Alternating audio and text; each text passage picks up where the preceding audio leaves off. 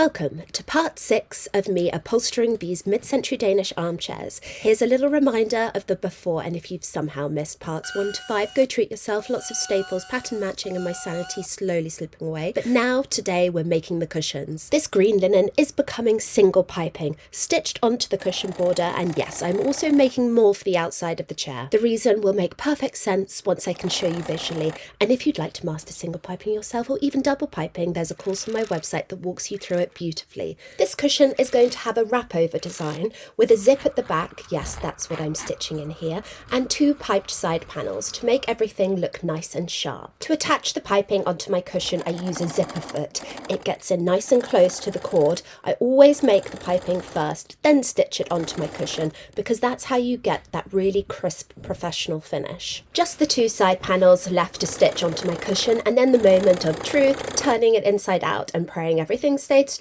and that the front pattern lines up like I planned. Fingers crossed. I've wrapped the cushion in a thin layer of cotton wadding. If you don't add a soft layer to a firm cushion, it can look really flat, and you want your seat to look inviting, not like a brick. Honestly, cushion filling is an art in itself. I see so many cushions where the piping looks wiggly, and that's usually because the selvage inside isn't all facing the same way, and yes, that really gets on my nerves. So as I'm filling the cushion insert, I'm using my hand inside to brush the selvage down so it all faces in one direction. That's how you keep those edges looking beautifully crisp. Time to check the fit. There's always that worry, the seam allowance is slightly off, the cushion could be too big and I'd have to restitch the whole cushion, or worse, too small, and then I'd have to recut new fabric. But voila, the fit is snug and perfect. You may have noted, I still have yet to do the seat bases to complete the inside of my armchairs. Yes, there are 2 of these bad boys.